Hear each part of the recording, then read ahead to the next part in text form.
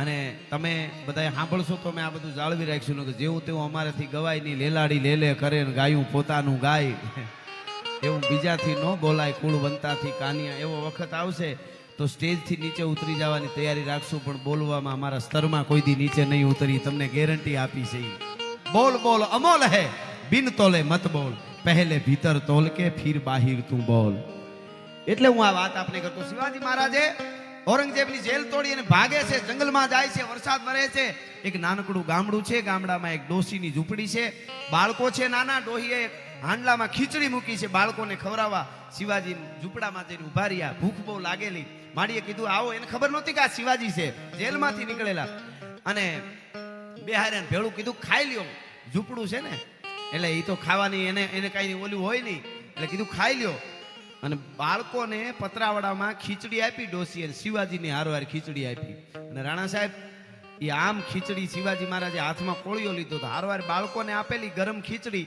બાળકે ખીચડીમાં આમ ડોસીના જે દીકરાઓ બાળકો હતા એમણે આમ ખીચડીમાં હાથ નાખી દીધો, એટલે તાતું લાગ્યું ખીચડી, આમ ગરમ હાથ બળી ગયો, એટલે છોકરું રાયડે થયું. ડોસીમાના મોઢેથી શબ્દો નીકળ્યા, ભારતની આરી નારીની તાકાત જોજો, રસ્તો કેવો બતાવે.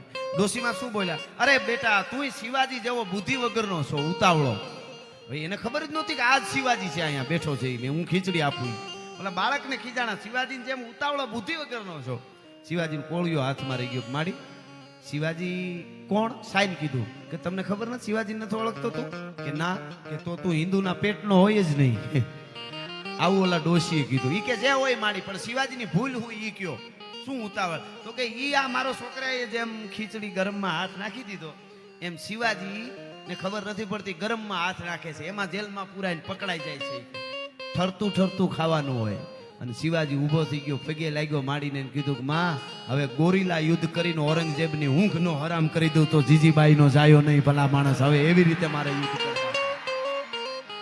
પછી એને ગોરીલા આ દેશની કહેવાનો અર્થ એટલો છે કે આ તાકાત જનેતાઓની છે. બુદ્ધિમાં પણ એક શબ્દ આપી દે અને ભારત વર્ષનો શિવાજી હિન્દુ ધર્મ રક્ષક બની જાય, તાકાત ઈ છે. એટલે એવો એક પ્રસંગ મારે કહું, પછી મારા શબ્દોને વિરામ આપું છું.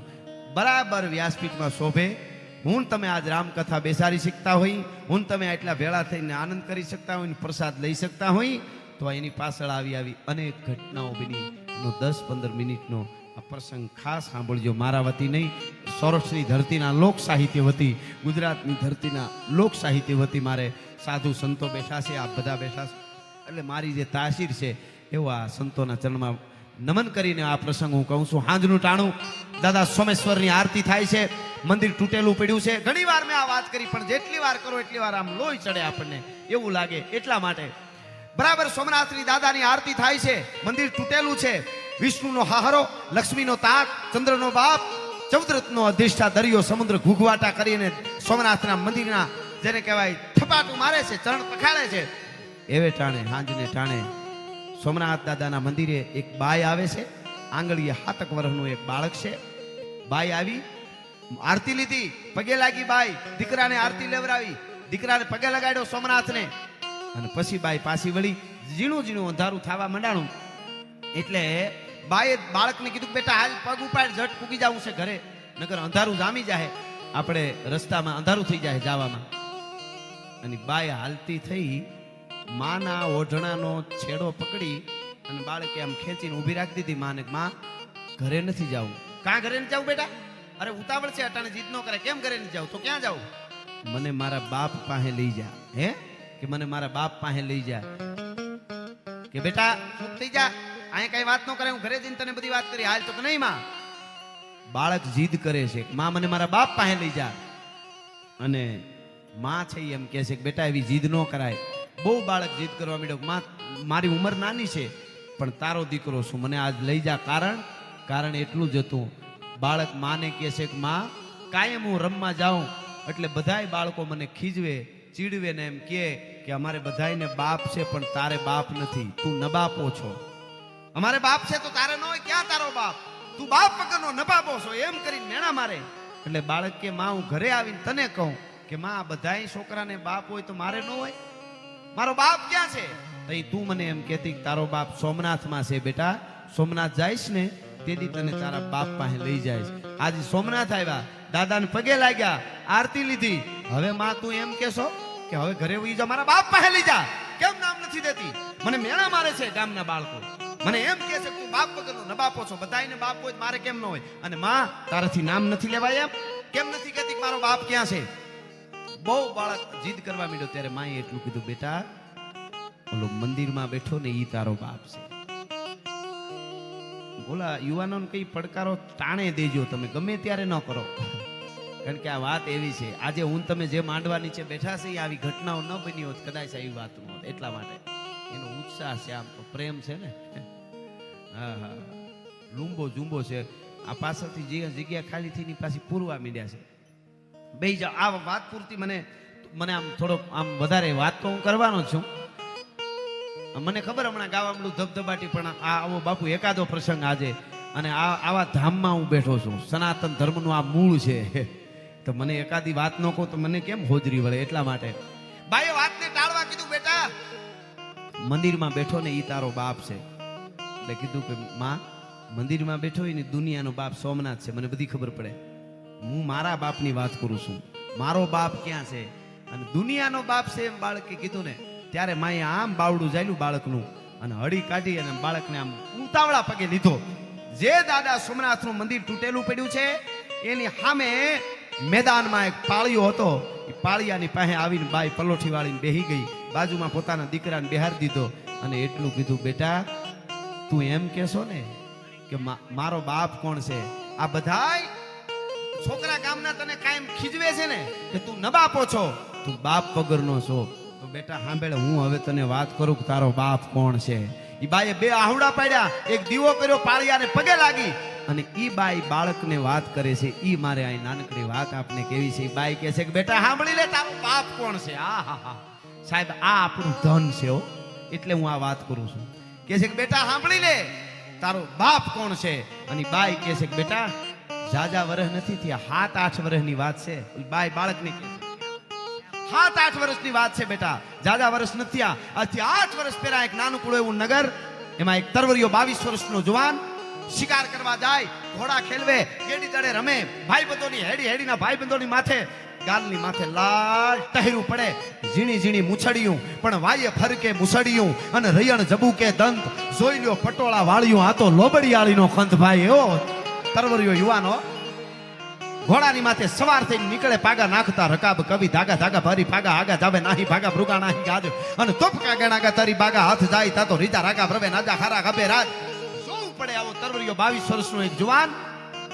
બાઈ વાત કરીશ બાળકને, અને ઈ જુવાન પોતાના હેડીના મિત્રો સાથે ગેડી દડે રમીને બપોર નેમ્યા પછી ઘેરે આવ્યો પોતાના મોટા ભાઈના ઘરેથી. એટલે પોતાના ભાભીને આવીને એમ કહેશે ઈ જુવાન, ભાભી માં મને જટ ખાવાનું દો, મને જટ ખાવાનું. કે દેવરજી બેહી જાવ, તૈયારી છે બેહી જાવ. બેહી ગયો એટલે કીધું મને જટ આપો, જલ્દી આપો, જટ આપો, આટલી વાર ન પોહાય. ઈ રોટલો આપે, થાળી આપે, રોટલો આપે, શાક જે કાંઈ બોરો ઈ વખતનો હશે ઈ બાઈ એના ભાભી દેવા મંડાણા ભોજાય મોટા ભાઈના ઘરેથી. એમ કીધું ભાભી માં તમને ખબર પડે કે નહીં મને ભૂખ લાગે પછી આટલી વાર ન પોહાય, હું બેહુતા તૈયાર હોવું જોઈએ. માંડ્યો બોલવા, આમ નો હાલે ભાભી માં. બહુ બોલવા માંડ્યો ને ત્યારે જોજો આ દેશની નારી શક્તિ બોલી છે. જ્યાં ધર્મને જ્યારે જગાડવાનો વખત આવ્યો ત્યારે નારી શક્તિ બોલી. એટલે હું આ વાત કરું છું. ત્યારે ભાભીમાં એ કીધું, મોટા ભાઈ ઘરેથી હતા એમણે કીધું, ઓહો હો હો હો, બિરાજો મારો બાપ, તમે મારા દેવના દીધેલ છો, આવ્યા છો તો અમર થઈને રહ્યો. બેરો જ્યાં જગ્યા મળી ત્યાં બેસી જાવ એટલે ઉપાધિ નહીં મારે. હા વાત કરવું ને એટલે થોડું અઘરું, ગાવાનું હોય તો કઈ વાંધો જ ન આવે શંકરભાઈ. હા એટલા માટે પણ મને આજ આ ઉપડી છે આ વાત આવે એટલા માટે. એટલે એને કીધું આમ ભાભીમાં એટલી વાર લાગે મને પોહાય નહીં, તમારે ઉતાવળ કરવી ને તમારે જટ દઈ દેવું. મને બોલવા માંડ્યો જુવાન, બહુ બોલ્યો એટલે એના ભાભીમાં બોલ્યા, ઓહો હો હો, આજ મારા દેવરજીને એટલી બધી ઉતાવળ છે કે જમ્યા પછી રોટલો ખાઈને સીધો સોમનાથની સખાઈથી જવાનો હોય એવું લાગે છે. હો હા હા હા, મારો દેર આ સીધો સોમનાથની સખાઈથી જવાનો એવું લાગે છે. એટલે હાથમાં આમ કોળિયો હજી લીધો તો અને સીધું કીધું, ભાભીમાં સોમનાથની સખાઈથી કેમ જવું પડે? કે દેવરજી તમને નથી ખબર? કે ના મને કાંઈ ખબર નથી. હે મને કાંઈ ખબર નથી. તમને ખબર નથી સોમનાથની સગાઈ શું કામ જવું પડે કે ના? અને એ વખતે એ રાજપૂતાણીએ જવાબ આપ્યો, એના ભાભીમાં એ જવાબ આપ્યો, તમને દેવરજી ક્યાંથી ખબર હોય? તમને ક્યાંથી ખબર હોય? ઘોડા ખેલવા, શિકાર કરવા, ગેડી દડે રમવું અને આવીને ભાભીમાનું લોહી પીવું, રોટલા બગાડવા. એ બધુંય કીધું, એ વહીમ નહોતું લાગ્યું, પણ રોટલા બગાડવા કીધું એટલો શબ્દ આવ્યો એટલે કીધું ભાભીમાં તમે જે દી પરણીને અહીંયા આવ્યા ને મારા મોટા ભાઈ ઘરમાં, તે દુની હું તમને મારી હગી માં માનું છું, મારી માં છે નહીં. એટલે હું દેવર એટલે દીકરો અને દીકરા તરીકે તમારી પાસે લાડ કરવાનો હક છે ને અહીં બેઠેલા બધાને કહી દઉં. આજે ભાભી શબ્દ બહુ હલકો કરી નાખ્યો છે અમુક સોશિયલ મીડિયા વાળાએ, બોલીવુડ વાળાએ. ભાભી માં આપણા સનાતન ધર્મમાં માં જેટલો એને દરજ્જો છે. પણ આપ જાણો છો બાપુ એને કેટલું બધું નીચું નાખી દીધું છે ભાભી શબ્દ બોલે એટલે. એમ નથી, પણ એને કીધું ભાભી માં, જુવાન કે છે હું તમારા મારી માં નથી પણ ભાભી માં એટલે માં. દેરને લાડ કરવાનો હક છે એટલે હું કહું છું તમને. પણ સોમનાથની સખાઈથી જવાનું હોય તો શું કામે? ઈ તો મને કયો કે શું કામે જવું પડે? અને ઈ વખતે ભાભી માએ કીધું તો દેવરજી સાંભળી લ્યો, આફ્રિકાના જંગલમાંથી નીકળેલો ડેકારી નામનો અજગર શિકારને ભરડામાં લે એમ સમગ્ર ભારત વર્ષના સનાતનને ભરડામાં મંદિરો તોડતા તોડતા યવનોના ટોળા ઉતર્યા છે. અને આ નહીં ને આ તિથિએ સોમનાથના મંદિરને તોડવાનું છે. મને એમ થયું કે મારા દેવરજીને કદાચ જટ ઉતાવળ કરે છે તો અહીં ખાઈને સીધું ન્યા જવાનું હોય છે. આમ કોળિયો લીધો તો એ હેઠો મૂકી અનાજને પગે લાગી અને ભાભીમાને પગે લાગીને ઊભો થયો તરવરિયો યુવાન. ભાભીમાએ કીધું અરે એવું હોય દેવરજી ઉતાવળ ના કરો, નિરાતે ખાઈ લ્યો, રોટલો ખાઓ, મોજથી ખાઈને પછી જાવ તમારે જ્યાં જવું હોય ત્યાં. હવે નો ખવાય. અરે પણ ક્યાં જવું છે? સોમનાથની સખાતે જવું છે. સોમનાથની સખાતે કે હા તો દેવરજી સાંભળતા જાવ પછી જાજો. હે કે હવે સાંભળતા જાવ કે શું સાંભળતો જાવ? કે દેવરજી તમે તમારા ઘોડાની માથે સવાર થઈને બાગડતા બાગડતા બાગડતા તમારો ઘોડો જાતો હોય ને ભાલાનો ફરડાક દઈને ભાગતા સુવરની માથે ઘા કરો અને સુવરને ધરતીની માથે ધરબી દ્યો. એવી રીતે શિકારની વાત નથી, આ ગેડી દડાની રમત નથી આ દેવરજી. કે તો સોમનાથના પટાંગણમાં કાલ તમે જાહો તો ચારે બાજુથી મોત મોત મોત દેખાતું હોય છે. અરબસ્તાની ઘોડાની માથે કાળા કપડા પહેરેલા મોટા મોટા પુરુષો, હાથીની હૂંટ જેવી ભુજાઓ વાળા દુશ્મનો હોય છે. ચારે બાજુથી મોત મોત સિવાય તને કાંઈ નહીં દેખાતું હોય. અને એની વચ્ચે તમારો ઘોડો નાખવાનો છે દેવરજી. ઈ નો ભૂલી જતા હો. આ ન્યા કાંઈ ગેડી દડાની રમત નથી, મોતના માકારા થતા છે. અને તઈ ભાભીમાને પગે લાગીને જુવાને એટલું બોલ્યો, ભાભીમાં દુશ્મનના દળ ગમે એટલા વિકરાળ હોય, કદાચ અરબસ્તાની ઘોડા માથે ગમે એવા હાથીની હૂંટની ભુજાઓ વાળા દુશ્મનો હોય, પણ ઈ સોમનાથ દાદાની સાક્ષી, દાદા સોમનાથના પટાંગણમાં દરિયાને કાંઠે સોમેશ્વરની સાક્ષીએ એકવાર દુશ્મનના દાંત ખાટા નો કરી નાખું તો હમીરજી ગોહિલ નહીં. આ મારી પ્રતિજ્ઞા છે ભાભીમાં. એના દાંત ખાટા નો કરી નાખું તો હું હમીરજી ગોહિલ નહીં. ટૂંકમાં મારે કેવું છે મિત્રો આપને કે જે તરવરિયો યુવાન ઘડીક પહેલા જેનામાં બાલિશતા દેખાતી હતી એનો શેરાનો મરડ બદલાઈ ગયો એક શબ્દથી ભાભીમાના અને 200 રાજપૂતોને હારે લઈને નીકળી ગયો. તો તેથી મારે એ કેવું છે એટલું સનાતન માટે, ધર્મ માટે. અને એની સાથે સાથે અમારા માણહુર ગઢવી કરીને એક ચારણ હતા, મિરજી ગોહિલ મારવાડમાં વહી ગયા તે ત્યાંથી પાછા પણ એ લઈ આવેલા. એ પોતાને એક બીજી ઘોડી લઈને નીકળેલા, ગામો ગામ કહેતા ગયા સોમનાથ માટે અમીરજી 200 રાજપૂતો લઈને નીકળ્યા છે, કોઈને સોમનાથની સખાતે જવું હોય તો હારે જઈ શકો છો. ઈ જગાડવા બધા ગામેથી કોક આવ્યા હતા. કોઈ વરણ બાકી નહોતું, ઇતિહાસ એમ કહે છે. પણ થોડા થોડા કોક ગામમાંથી 1, કોમાંથી 2, કોમાંથી 3, કોકમાંથી કોઈ નહીં આવ્યા હતા. પણ ટૂંકમાં મારે વાત કેવી છે, અમીરજી ગોહિલ 200 રાજપૂતોને લઈને નીકળ્યા. મારે તો એટલી જ વાત કેવી છે, અમારી ગાંડી ગીર આવી આડી, હિંગવડાનો કાંઠો રાજ પડી. 200 રાજપૂતો નિંદ્રા દેવીના ચરણમાં પોઢી ગયા. યા દેવી સર્વભૂતેષુ નિંદ્રા રૂપેણ સંસ્થિતામ નમસ્તસ્ય નમસ્તસ્ય નમો નમઃ. રાજ પડીને બધા રાજપૂતો સૂઈ ગયા. જાગે છે એક જુવાન. કોણ? અમીરજી ગોહિલ. એકલો સેટો પથ્થરની માથે જઈને બેઠો, વિચાર કરે છે કે આ હા હા યુદ્ધના મેદાનમાં 2 દી પછી ઉતરવાનો છું. દુશ્મનના દળ ચારે બાજુથી મોત મોત કરતા આવતા છે. મારા કેહરિયા ઘોડાને હું નાખું અને જફર ખાન બરાબર હાથીની અંબાડી માથે આવતો હોય અને મારા કેહરિયાને હું ઠપાટ મારું અને બગાગ જપ કરતો ડાબલા જવા દે અને એક તરવારને ઝાટકે 2 ભાગ કરી નાખું. અને જફર ખાનના ભાગ તો હું કરી નાખીશ, પણ 12 દૂન 24 ભાલા મારી આર પાર નીકળી જાહે હાથીના દંતુછળ મારી છાતી ફાડી નાખી હોય, પછી હું પાછો પણ આવા સપના બેઠો બેઠો, એટલે નિંદ્રમાં નહીં, બેઠો બેઠો જોવે, વળી વિચાર કરે એમ નહીં, પેલા સોમનાથને માથું ચડાવી દઈશ, એવા વિચાર કરતો તો એમાં શાંત વાતાવરણ થઈ ગયું. બધા રાજપૂતો સૂઈ ગયા, એકલા અમીરજી જાગે છે. ગાંડી ગીર છે, હિંગવડા નદીનો કાંઠો છે. એમાં અમીરજી ગોહિલના કાને એક અવાજ સંભળાણો રાતમાં. શું સંભળાણું?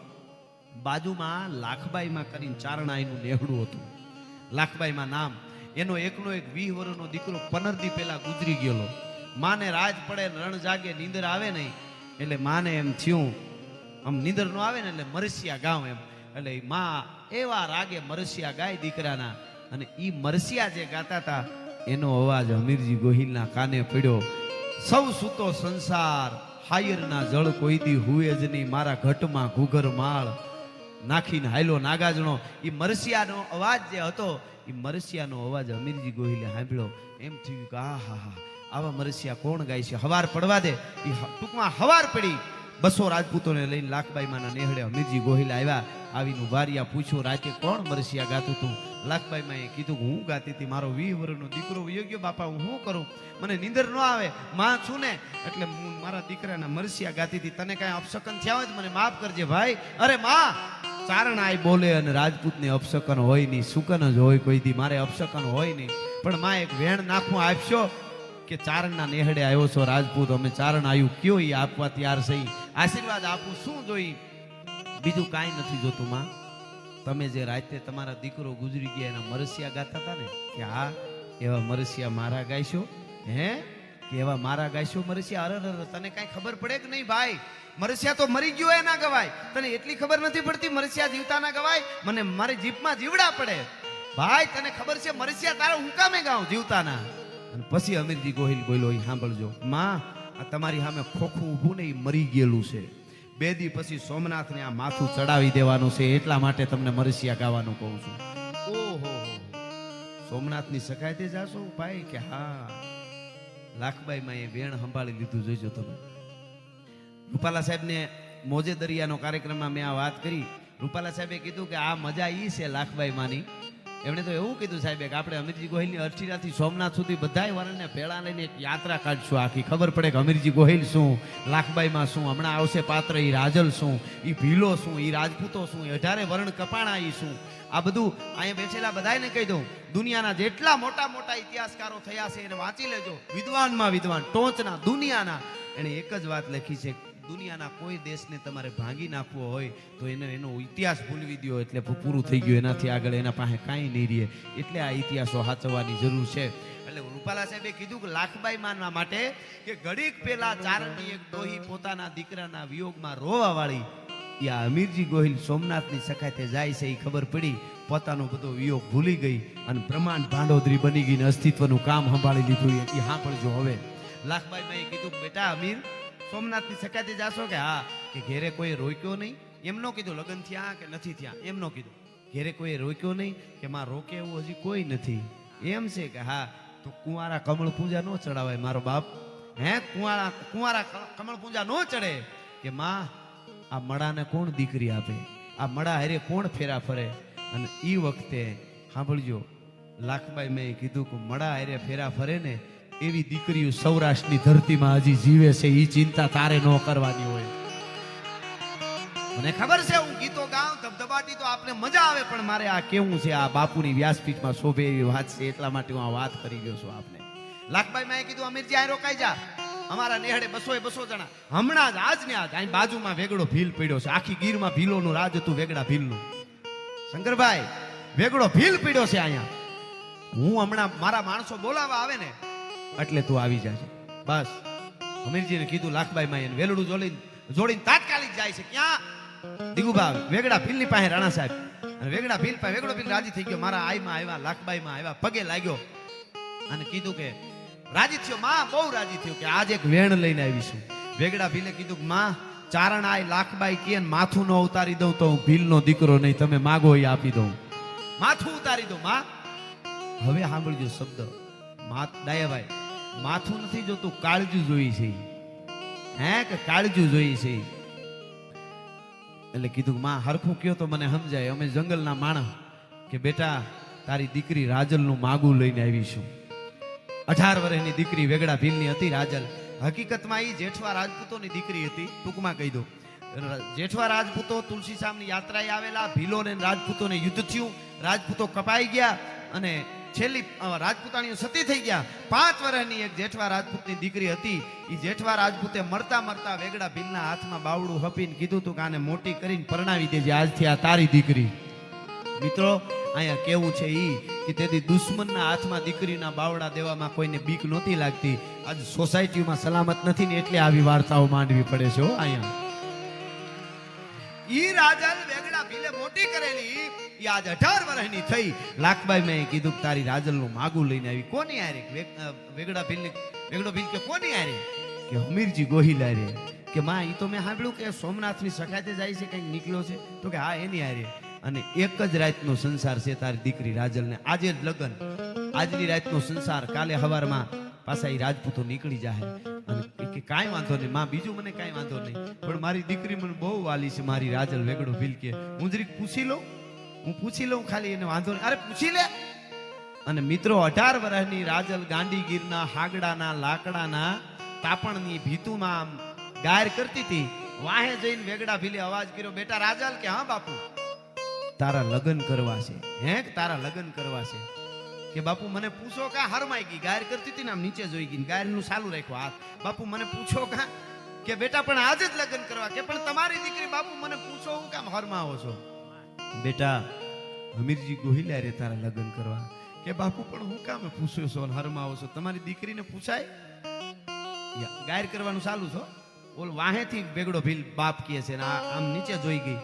અને એ વખતે વેગડા ભીલે કીધું, બેટા રાજલ, હમીરજી ગોહિલની અરે આજ તારા મંગળ વર્તાય, આજ ફેરા, આજ લગન, આજની રાતનો સંસાર. કાલે સવારે સોમનાથને માથું આપવા માટે હમીરજી ગોહિલ નીકળી જાય. તને વાંધો નથી ને? એક જ રાતનો સંસાર. અટાણ સુધી ગાયર ચાલુ હતી. ઈ લટુન ગારાળા હાથના સાંટા ઉડાય આમ કરતી કરતી પાછી વળીને બોલ્યું, બાપુ એક જ રાતનો સંસાર? કે હા. કે સૈયર પેરું ચૂડલો ઝીણરી અખિયા લાલ, પછી ઘડી ભર રહું સુહાગણી તોય મારું આખું આખું ન્યા. આ તો ખાલી તમે એટલી વાત કરી, એક રાત પણ ઘડી ભર રહું સુહાગણી તોય. આજની દીકરીઓને આ કથાઓ કહેવાની જરૂર છે, ખબર પડે ભારત વર્ષની નારી શક્તિની. જો રામને લઈ આવવા હોય, કૃષ્ણને, શિવાજીને, પ્રતાપને, દેવાજ બોદરને, જલારામ બાપાને, બજરંગદાસ બાપાને, રત્ના જોગરાણાને, આ બધાને લઈ આવવા છે તો કોક માં જો હે. એટલા માટે આ વાત કરી રહ્યો છું. ટૂંકમાં વાત કરું મિત્રો, 200 માંડવા નખાણા હતા, 201. હવે રાજલ ના લગ્ન હમીરજી ગોહિલારે થયા અને બીજા 200 રાજપૂતોને ભીલ કન્યાઓ પરિણીતી અમારી ગાંડીગીરમાં. ઉજળો ઇતિહાસ સૌરાષ્ટ્રની ગીરની ધરતીનો સાક્ષી પૂરે છે. 200 રાજપૂતો ભીલ કન્યાઓને પરિણા અને 201 માંડવા નખાણા. ટૂંકમાં મંગળ વર્તાણા. એ મંગળ વર્તાણા મંગળ ફેરા પૂરા થયા. હાથ ગણનાનો મામેરાનો જ્યારે સમય આવ્યો ત્યારે 1100 ભીલ તરવારો અહીં રાખીને ઉભા રહ્યા કે અમે મામેરામાં દીકરીને 1100 માથા આપી છે કે આ 200 રાજપૂતોના માથા કપાય એની પહેલા અમે કપાઈ જાઉં. અમે મામેરામાં માથા આપી છે 1100. તમે વિચાર તો કરો સાહેબ, આમાં આ કેવી આપણી ધરોહર છે. આ દબાઈ ન જાય એટલા માટે તો જ રામ રાજી રહે. અને ઈ ટૂંકમાં ઈ મંગળ વર્તાણા અને તેથી 13 વર્ષની, 15 વર્ષની, 18 વર્ષની ભીલ કન્યાઓ મંગળ વર્તીતી. કોકે કીધું તમે બધાઈને એક જ રાતનો સંસાર, આ બધા કાલ કપાઈ જાય સોમનાથમાં, તો તમારા આગળના જીવનનું હું, સંસારનું હું. તેથી ભીલ કન્યાઓ કહેતી હતી કે આટલા હજારો માણસો છે ભારત વર્ષમાં, એમાંથી 200 સોમનાથ માટે, સનાતન માટે મરવા જતા હોય. એનો જો વંશ રહી જાય ને તો બીજું અમારે કાંઈ જોતું નથી. સંસારના મોહ ન હોય. ભારત વર્ષની દીકરીઓ આજે અંગ પ્રદર્શન કરીને કૂદકા મારવા વાળી દીકરીઓને આ કથાઓ કેવી જોઈએ ખબર પડે કે અમારે સંસારના મોહ ન હોય, પણ ઈ મર્દોના જેને કહેવાય મંગળ વર્તી ને એનો વંશ રહી જાય તોય ઘણું છે. અને ટૂંકમાં હવાર એક રાતનો સંસાર, બીજા દીની હવાર છેલ્લી વાર વેગડા ભીલે પોતાની દીકરીને આશીર્વાદ આપ્યા અને બધી ભીલ કન્યાઓ એક બાજુ ઊભી હતી, રાજલ ઊભી હતી. આ બાજુ હમીરજી ગોહિલે રાજલને છેલ્લા નમસ્કાર કર્યા, રાજલે હમીરજી ગોહિલને છેલ્લા રામ રામ કર્યા. બધી ભીલ કન્યાઓ રાજપૂતોને છેલ્લા રામ રામ કરી અને બીજે દી હવારમાં ત્યાંથી હાલતા થઈ ગયા. છેલ્લે મિત્રો સોમનાથના પટાંગણમાં આવ્યા અને આમ જા નજર કરે ત્યાં તો ચારે બાજુ દુશ્મનો મોત મોત મોત મોત. અને અમીરજી ગોહિલ ગાઢા હુંકળે હઠીલા જોધ ભૈરંડી નિશાન ગાજે ડાક ચંડી દૂધ ઉવે પ્રકૃતિ ઘટા દીઠ ગન પ્રકૃતિ ઝડપે જટી ઉગાળ ભગોળ ભેડા નેડા પ્રતિ નાથ ઘોડા ઉપાડે નથી મહાદેવ મહાદેવ હર કરીને નારો લાગ્યો. આ બાજુ મારા માણુર ગઢવી જે ગામડે ગામડે ગયા હતા એમાં દરેક જ્ઞાતિઓ કહેશે કે ત્યાં આવ્યા હતા થોડા થોડા ઈ ભેળા ભેળા ત્યાંના બ્રાહ્મણો ભૂદેવો સોમનાથના સ્થાનિક 1100 ભીલ 200 આ રાજપૂતો કંઈક બીજા આવ્યા હતા ઈ અને યુ ગોઠવાણા સોમનાથના મંદિરના 2 દરવાજા હતા ઈ બંધ થયા. એક બાજુનો દરવાજો વેગડા ભીલે સંભાળ્યો, એક બાજુનો દરવાજો હમીરજી ગોહિલે સંભાળ્યો. અડધી આપણી સેના અંદર, અડધી બહાર. આપણા કરતા કેટલા ગણી દુશ્મનની સેના હતી અને બાકા ઝીક બોલવા મંડાણી. મિત્રો, મહાભારતના યુદ્ધની આપણને ખબર છે, મહારાણા પ્રતાપના યુદ્ધની ખબર છે, બુચુર મોરીના યુદ્ધની ખબર છે. એમાં હમીરજી ગોહિલનું આ યુદ્ધ 11 દિવસ ચાલ્યું હતું. 11 દિવસ સુધી કેવા લડ્યા છે એ ભીલોની, રાજપૂતોની, 18 વર્ણના કે છે કે એમાં બધાય હતા. તેથી દાદા સોમેશ્વર માટે સોમનાથના પટાંગણમાં સનાતન ધર્મના માટે તાળીઓ પાડવા વાળા 2000 કિન્નરો પણ કપાઈ ગયા હતા. સનાતન ધર્મની તાકાત છે, કોકદી વિચારજો. 2000 તો કિન્નરો કપાઈ ગયા હતા. અને ટૂંકમાં વાત કરો, 11મો દિવસની હાંજ પડી અને દરવાજા તૂટી ગયા. આપણી સેના ઓછી હતી, કપાવા મંડાણી. બરજા યુદ્ધના મેદાનમાં મીંડા ઉડવા ઢૂંઢે ઢૂંઢ દીધા ઢાળ ખડકે રગત વહતી ખાળ. હમીરજી ગોહિલ જેને કહેવાય શરીરની માથે કઈ ઘાવ લાગી ગયા છે, ખળળ લોહીના ફુવારા શરીરમાંથી ઉડે છે. અને એ વખતે હમીરજી ગોહિલ ઘોડામાંથી નીચે ઉતરીને સોમનાથ દાદાના ગર્ભગૃહમાં ડગલા દીધા. મારે કેવું છે ઈ તમને વિચાર થાય કે જોયું કોણે? હમીરજી ગોહિલ યુદ્ધ કરતા કરતા મંદિરમાં જાય જોયું કોણે? એવું થાય ને. અત્યારે જેમ મીડિયા વાળા હોય છે એમ ઈ વખતે લઈ આવો યુદ્ધના મેદાનમાં લઈ આવો કહેવામાં આવે. હાથીની અંબાડી ઉપર પિંજરું હોય, એના ઉપર ધોળી ધજા હોય, એમાં તાદ્રશ્ય નજરે જોનારું લખવા વાળા બેઠા હોય, એના ઉપર કોઈ ઘા ન કરે. એ લખવા સિવાય કાંઈ કામ નહીં. ચારે બાજુ હાથી ઉપર જ્યાં જ્યાં નજીક પડતું હોય ત્યાં હોય એ લખતા હોય. એ લઈ આવો લખે છે. હમીરજી ગોહિલ સોમનાથના મંદિરના શિવલિંગની સામે આવીને ઉભા રહ્યા. આમ તલવારની પીછી પકડી અને એટલું કીધું, પ્રથમ શૈલપુત્રી, ત્રિચમ બ્રહ્મચારિણી, તૃતીયમ ચંદ્રઘંટા, તૃતીયમ કુસુમાંડા, પંચમી સ્કંદ માતા, છઠ્ઠી કાત્યાયની, સાતમી કાળરાત્રી, આઠમી મહાગૌરી, નવમી સિદ્ધિદાત્રી. હાય ભૈરવી આજ આવી જાજો ખપ્પર ભરવા. હમીરજી ગોહિલ તમારા ખપ્પર ભરવીને તમને આજ ધરવી દેવાનો છે. આવો કોઈ લોહી પાવા વાળો બીજો તમને નહીં મળે. એ કચડું ધૂપ કરતી મચરક મારી મસ્તક પોતાનું શિવના સોમનાથ દાદાની માથે હમીરજી ગોહિલે ચડાવી દીધું. આજે આપણે ધર્માદામાં ક્યાંય આપી, અહીંયા આપી, સોમનાથમાં હોનાનો કળશ ચડાવી, એને મારા વંદન છે. એના બાપ દાદાને પુણ્ય હોય તો જ આપી હગાય. પણ આપણને કોક દી એમ થઈ જાય કે મેં આ જગ્યાએ ધર્માદામાં કથામાં એટલું આપ્યું. એ વિચાર કરજો. ઓલો ઊભો માથું ચડાવીને લોહીનો ફુવારાની ગળતી ચડાવતો તો હમીરજી ગોહિલ સનાતના માટે મહાદેવ ભોળિયાની માથે ગળતી ચડાવીને પછી જે પાછો વેળો લઈ આવો લખે છે. પછી હમીરજી ગોહિલ ગાંડો થયો. કઈક ફોજને વેતરી નાખી. બધાય ભીલો કપાણા, રાજપૂતો કપાણા, બ્રાહ્મણો કપાણા, રબારી, ભરવાડ, આયર, દલિત, કોળી, ભીલ બધી જ્ઞાતિઓ સોમનાથ માટે લડવામાં હતી અને કપાઈ ગયા. છેલ્લી આથમતા હુરિયાની હાંજ હુરદાદો આથમતો તો છેલ્લે હમીરજી ગોહિલનું ધડ ધીરું પડે છે. શાંત વાતાવરણ. દુશ્મનો ભાગી ગયા, કંઈક કપાઈ ગયા, આપણા કરતા ડબલ કપાઈ ગયા, બીજા ભાગી ગયા. શાંત વાતાવરણ. સોમનાથના દરિયામાં ધીરું લોહી ભળતું જાય છે. દરિયો ઘૂઘુ કરે છે. શાંત વાતાવરણ થઈ ગયું છે. ગઢની દેવડીએ બેઠા બેઠા લાખબાઈમાં મરસિયા ગાતા હતા હમીરજી ગોહિલના. એ મરસિયા ગાતા ગાતા અહીંયા હમીરજીનું ધડ પડ્યું. ત્યાં લાખબાઈમાં એ ખોળિયામાંથી પ્રાણ છોડી દીધા. છેલ્લે મારે કેવું છે ઈ જે બાઈ પાળિયાની સામે મૂળ વાત યાદ છે ને, દીકરાને દીકરો કહેતો તો મારો બાપ ક્યાં છે. એ પાળિયાની સામે બેઠી વાત કરતી હતી ને. એ બાઈ એમ કહે છે કે બેટા, દુનિયાના માણસો તને એમ કહે છે ને કે મારો બાપ કોણ છે. તો મેં તને કીધું કે આ સોમનાથ તારો બાપ. તો તે એમ કીધું કે સોમનાથ દુનિયાનો બાપ છે. ઓલી બાઈ દીકરાને વાત કરે છે કે બેટા, દુનિયાના બાપને જરૂર પડી ને તેથી માથું દીધું. યા હમીરજી ગોહિલ તારો બાપ છે. ભલા માણસ કહી દેજે તારા બાળકો. જય હો. જેટલા બાળકો તને ખીજવતા હોય તું બાપ વગરનો છો, એને કહી દેજે કે હમીરજી ગોહિલ તારો બાપ છે. આ પાળિયો રહ્યો અને એક જ રાતનો સંસાર ભોગવવા વાળી રાજલ પોતે હું તારી માં છું. મને લાખબાઈ માના વેણ ઉપર વિશ્વાસ હતો કે તું આવવાનો છો એટલે હું સતી નથી થઈ કે એનો વંશ રહી જાય. અને બેટા એક જ રાતનો સંસાર ભોગવવા વાળા રાજપૂતને દીકરી દેવા આ તારો બાપ છે અને ઈને દીકરી દેવા વાળો આ બાજુ સેતે પાળીઓ રહ્યો ને વેગડો ભીલ મારો બાપ છે. બેટા આ સનાતન ધર્મ છે. ધર્મ રહેશે તો રહેશે ધરા અને ખપ જાહે ખુરસાણ. એક વિષમ ભર ઉપરે તું રાખીને ભરોહો રાણ. છેલ્લે એક જ મિનિટ માટે તમે મારી આ વાતને બરાબર સાંભળી અને જેટલા બેઠા એ સોમનાથ સુધી મારી યારે કલ્પનામાં આટો મારી આવે એવું લાગ્યું હોય તો દાદ આપીને મને વધાવો તો મને ખબર પડે કે બરોબર વાત મેં કરી છે. હા એટલે છેલ્લે ખાલી 1.5 મિનિટ માટે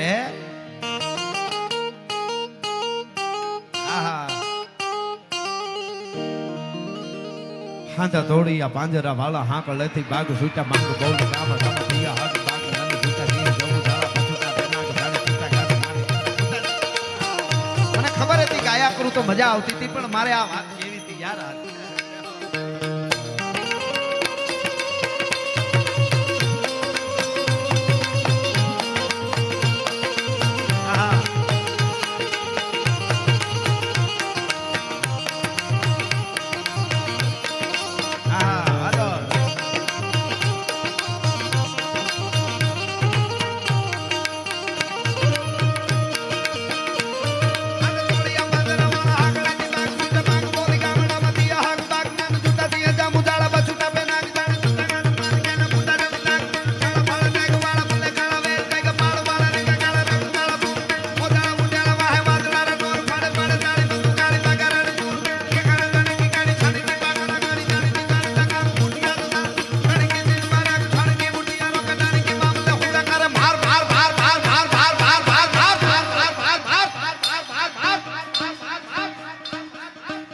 હનુમંત ધમવાર ને લકા ઢાળા તેમાં આયા મેરે હંદા માળા કાળા દોડિયાની શેરી મને ધોળે રીએ ગામડામાં લૂટું મારે પડે ધાડા મારી ધમરોળી વાડે કેલા આહા. અને છેલ્લે કડી હું ગાઉં એમાં હર હર આવે ત્યાં હું પૂરું કરીશ. મારી યારે બધાય ઊંચા હાથ કરીને હર હર કરજો. હર હર આવે ત્યારે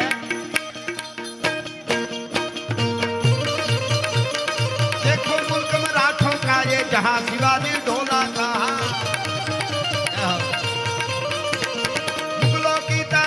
जिसने तलवारों से तोला था हर पर्वत पर आग लगी थी हर पत्थर ये झोला था.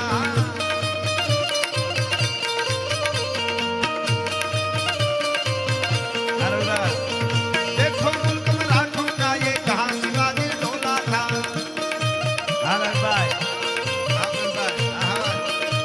हमारे प्रवीणभाई एवं सरस अखंडानंद ग्रुप चलावे છે જે લાખો માણસોને મદદ કરે છે. લીંબડીના આજુબાજુના 5 ગામોમાં બધાને પોતાનો જન્મદિવસ હોય તો ગામડામાં જઈને ગરીબ માણસો ઝૂંપડામાં જઈને ઉજવે છે.